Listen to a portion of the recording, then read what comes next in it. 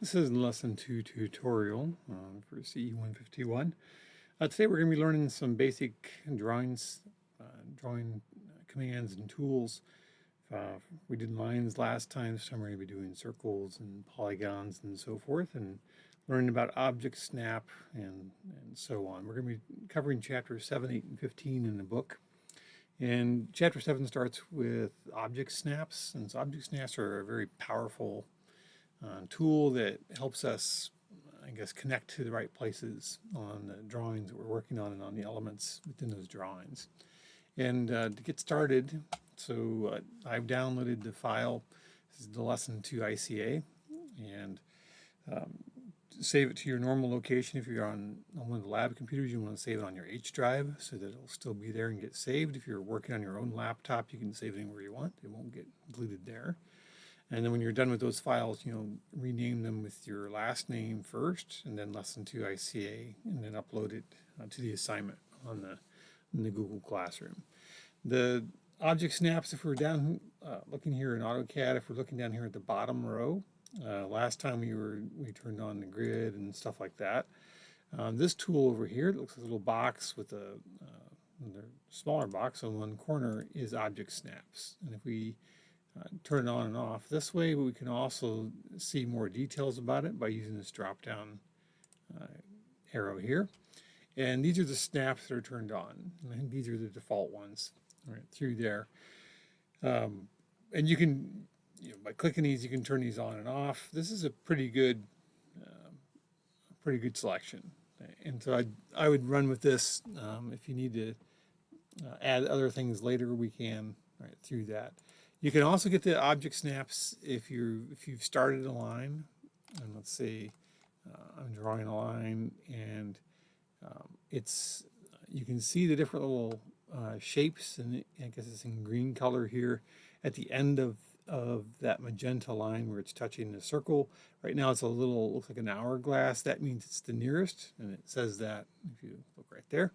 If you stop moving the cursor long enough, it'll tell you what it's snapping to. And that little icon will change if it's one of the other snaps is, I guess, more likely that you want it. So in this case, now I've suddenly gone perpendicular because I'm directly perpendicular to the starting point of that magenta line, and so it's giving me that option. If I hover near a circle, this little plus sign shows up, and that's the center, and that will snap the center. And again, these are all of these options that were turned on over here. And so endpoint, midpoint, node, nearest was turned on. We had that, tangent, perpendicular, and center. So those are all different snaps that we've seen turn on. You can force it to do a snap, and so I can force it to go tangent just by typing in tan while the line command is active, and then hitting the space bar, tangent to, and that's the tangent symbol. And now it won't do nearest because I've overridden the nearest command for object snaps and made it do tangent, and now I can click there, and that line should be, pretty sure it is, actually tangent from the start point back here. Is created this line and forced it to be tangent to the circle coming off of there. So that's object snaps. We use them daily, all the time, in many different ways. So it really speeds up what you're drawing and really helps the accuracy out with that. And so the first piece here, we're going to draw some lines. We're going to use our object snaps. And so if I turn on the line command, and the way this file works is these little X's, that's where they want you to start. And you can see right now I'm hovering over that to start my line, and I got a little box. And it's suggesting that I want to snap to the middle of that crosshairs. And I do. And so I'll click that. Now if I come up here and it says snap to the ends of the line, so if I hover here on the line, now it's nearest. It's a little hourglass shape. When I get to the end, it's a little square and it says endpoint, and that means I've snapped to the endpoint. And so that's what I want to do, and draw another line, and hovering, and there's the box for the endpoint, and I'll click and right click to finish it up. And so I've snapped to the endpoints of that line, and then I'm supposed to do it again. So I'll come over here and snap to the endpoint, and I have to start a separate line and do it again, snap to the endpoint. So that's what they're looking for there. And over here we can snap to the centers of these circles. And so I'll start my line command, either I just hitting repeat command, but you can also come up here and pick it off again. And if I'm hovering near this line, this crosshair appears to show me where the center is. And I can do this line now and hover near that one, and I can snap to that center. And so that's what we're trying to do. I can do it over here, coming from the center of that line, and that's the center of that circle, and do it again, and snap there, there's the center of that one. So there, I've snapped to the centers of those circles. And now down here, it's asking us to go perpendicular, and that's shows up here, so I can start this line, and I can move along it until I see that little right triangle, or yeah, I guess it's right angle icon, which means perpendicular. I can snap to that here, and instead of looking for that, I can also just type in perp, and it forces it to go perpendicular, so I don't really have a choice to do that. So there's my object snaps on that. And so we can go midpoint, get the center of it, there we go. And right there, it's a little triangle shape, and there's my midpoint. And I'll let you go on with those. Do that. Circle commands, the circle commands are up here if you're in drawing or drafting an annotation in the home ribbon tab. Up here in the top left corner is draw, and here's circle. And if you click the down arrow here, it expands this and gives you all these different circle options. So we're going to try them all out. First off, we're supposed to try center radius. So here's center radius.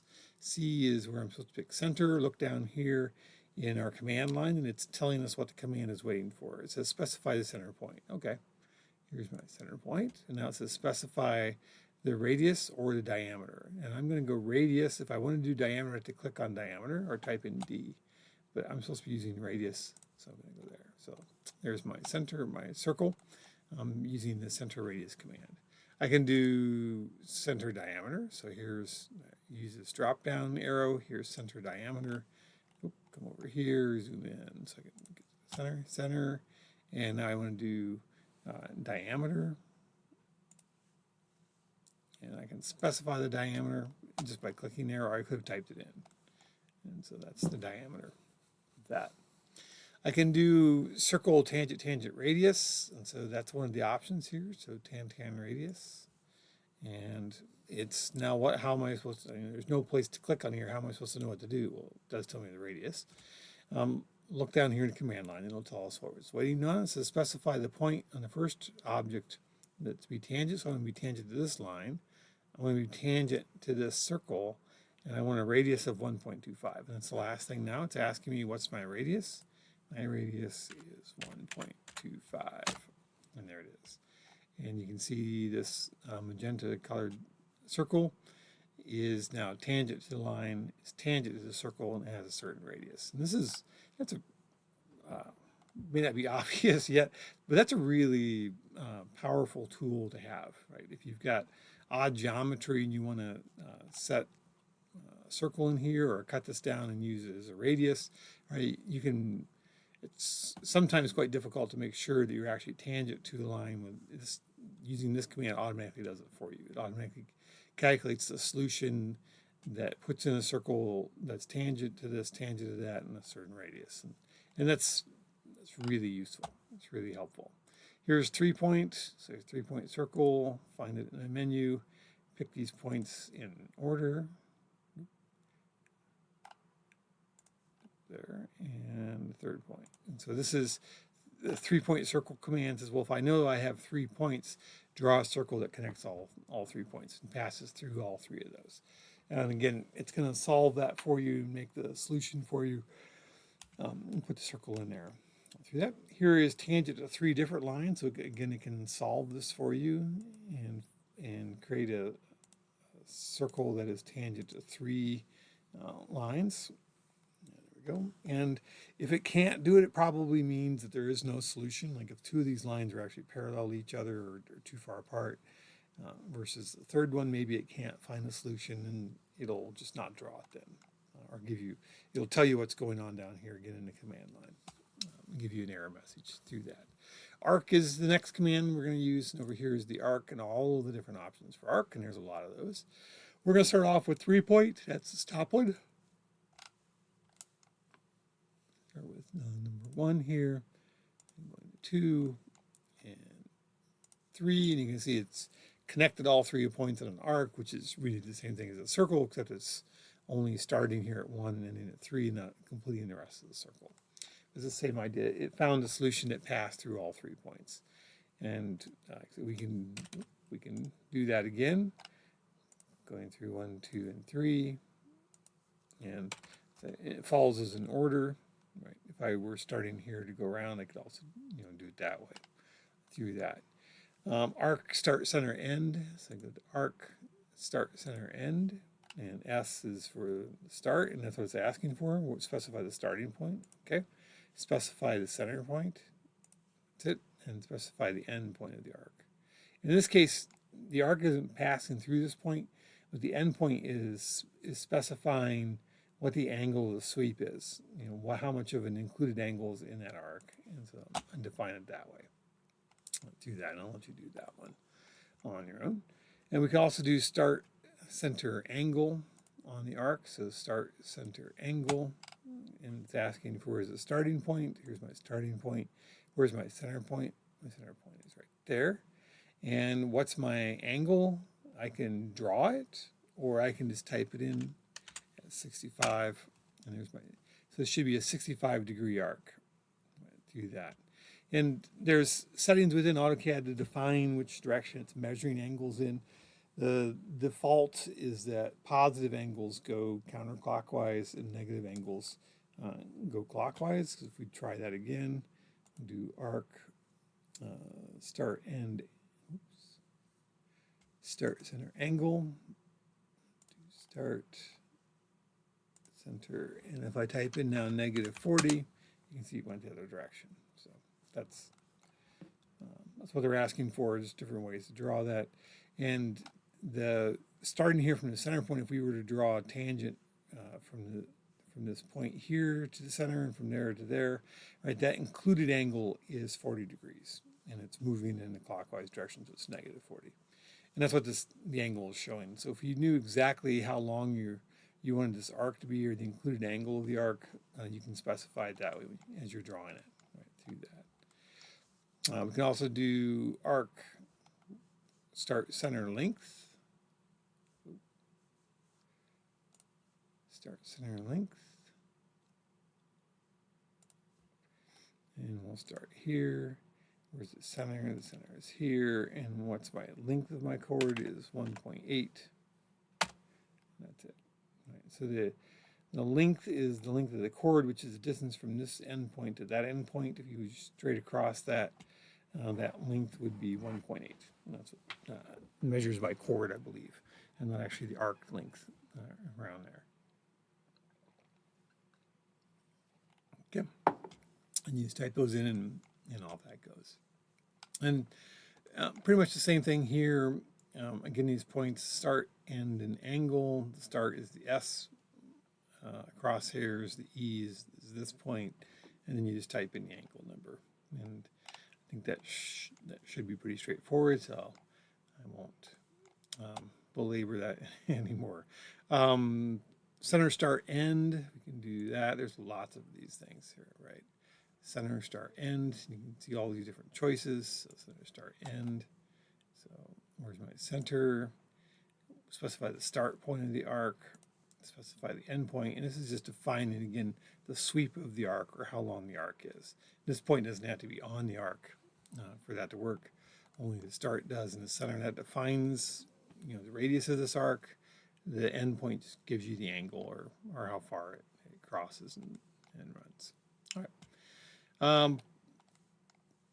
I guess the main thing is this may be the harder one, or more confusing one, which is a continuation. So first off, we're going to draw an arc using the 3-point arc. So using the 3-point arc, I'm going to draw 1, 2, and 3 here, and I'm done. right? But no, now I can do arc continue, which is kind of a cool tool to know it's there. I can continue this arc now, and I can stretch it out, and I can do other things with it.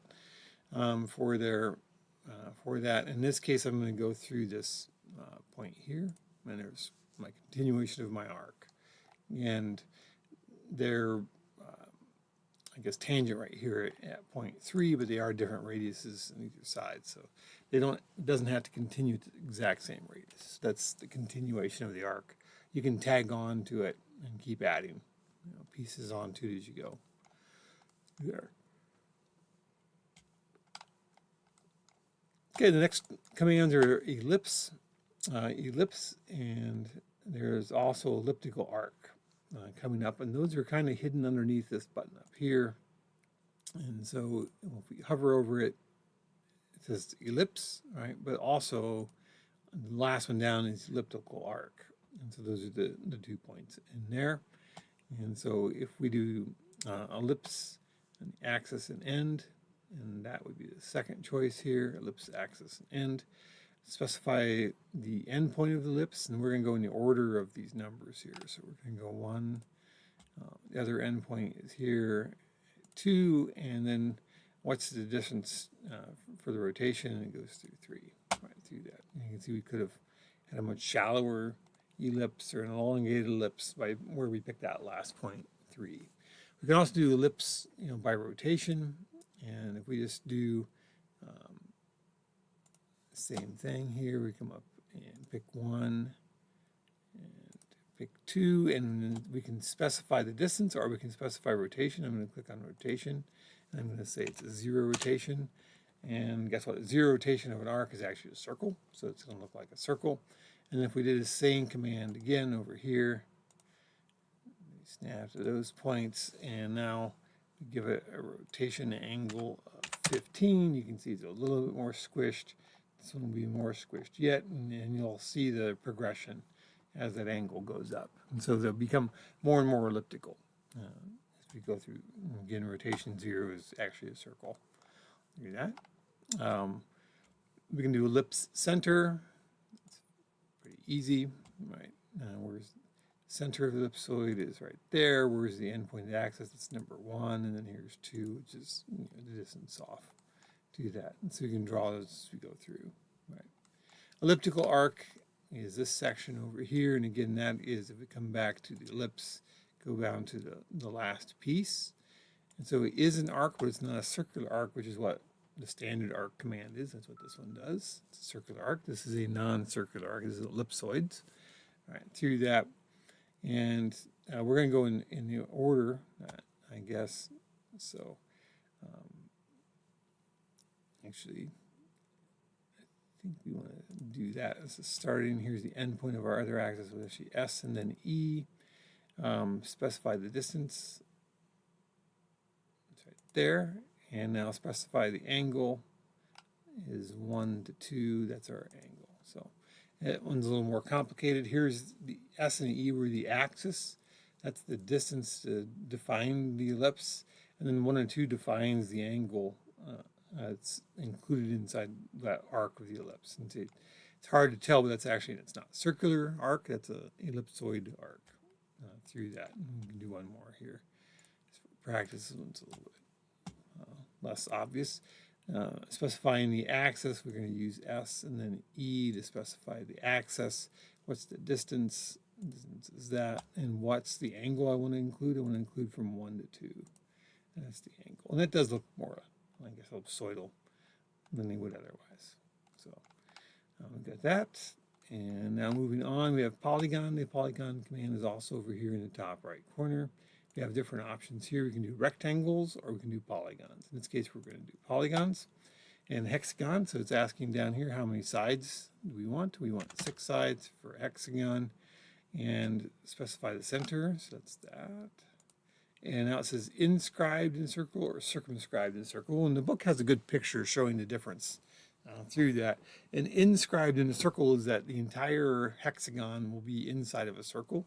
Circumscribed about a circle is that the circle of a certain unit radius fits inside of, in this case, a hexagon. And it would that circle would touch the centers of the sides, the flat parts of the sides, whereas an inscribed circle, that circle of a certain radius will actually touch the points of it through there. So again, the book has a pretty good copy or a good picture of that, what it looks like. So we're going to do inscribed, and we want 3 units would be right the size of that. And let's check it on what happens here if we do a circle. Let's do circle center radius. And so if we come out and I think we want the radius to be 3. Yep, there it is. So inscribed is that the points, this entire polygon, in this case a hexagon, fits inside the circle that's inscribed, so it's all inside of it. Whereas circumscribed, the circle would actually touch here in the center of each of the flat sides on the hexagon. And so the circle itself is contained within the hexagon. So that's 2 different options you have when you're drawing polygons. And we don't need that. That was just for demonstration purposes. I'll let you do circumscribed, just picking the other option right from there. We can do pentagons right through there, and yeah, that's same idea. A triangle is also just a polygon, but with 3 sides, right, through that. And we want to pick the center, and we want this one to be inscribed. We want a 2-unit radius. There we go.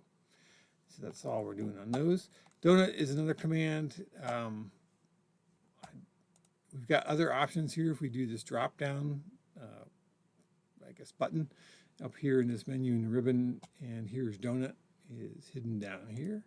And so we can do that, or you can type in donut and run the command that way. And right, well, am I supposed to be clicking something? Well, no, down here in the command line, it's telling me what it wants. It wants to know what my inside diameter is, and my ID is what inside diameter is supposed to be 0.5. Okay, so that's correct, and then that's what's being suggested as the default value. So I'm just going to hit enter to accept that. And my outside diameter should be 1.5 and not 1. So do that. Here's my donut, and I can just drop it anywhere, and that's done. So it does look like a donut, right? There's an outside, inside diameter, automatically draws it for you, both, and shades it in for you. All right, through there. We can do donut again, and we can do an inside diameter of 0 and an outside one of 1.5. And right, if you have a 0 inside diameter, it's just going to, there won't be a hole in the donut. It's a solid, I guess it's more of a Danish or something. It doesn't, anyway, it doesn't have a hole in the center. All right, through that. And then here's another one with inside diameter of 0.25 and 0.75. So you can get some practice using that command. We've also got splines. Splines are also over here in the drop-down button and draw. And there's 2 different kinds of splines. This is a fit spline, and this is a CV spline. And our control vertex spline is what they say. And so a fit is going to actually pass directly through the points. And so we start that one, and we'll just go left to right, snapping these. You can see how it is going through each point. And we'll just hover off over here and finish that command off. There we go. And so it actually connects directly to those dots right, through that. The other option is this control vertex one, which is, I'll show you here. So we're snapping these, and the tangents that are connecting these is what's actually controlling the spline, which is just a smooth curve. So there it is. All right, through that, and so the tangents are what's, I guess, pushing this one more so. And you can see there they are highlighted right through that, and it's more of a best fit kind of a curve, whereas the other one enforces that it actually, the spline itself has to actually pass through those points. And so that's kind of our difference there. And then I guess this is a little trickier part over here. We're supposed to recopy that over here and then close those. How do you copy something? We'll just highlight it, and then we'll come up here to copy and pick any point as your base point and bring it over. Hit escape out of it. So I've copied it over, and now I want to do spline edit. I'm going to type this one in. edit, it comes up as an option, hit that, click one of them, and here's a bunch of options I can do. I can change the vertexes, I can reverse the direction of it, I can do a bunch of things. We're just supposed to try out close. So click close, and we can accept that. And so that closed off that spline, that completed it and made it loop back around, and so it's a closed unit. Yep, you can see it's all one continuous line, one continuous spline going around through there. And then you'll do the same thing for the other one on that. And then the last piece for the lab today is to actually draw. This is from the book. The instructions, I just repeated them here so you didn't have to have the book open to do it, but we're going to draw this this piece here, and just by using the commands we just did, which is, you know, drawing in the circles. Here's the center points of the circles, right, for that, and yep, yeah, making the connections using your object snap and drawing different circles, different radiuses, and so forth and so on, right, through that. So I'll just let you work on that and using the tools we've been practicing up here, especially the circle commands through that. And that should be the lab today. Once you're done with this, then make sure you save this file starting with your last name and then lesson2ica.dwg, and then upload this to the assignment.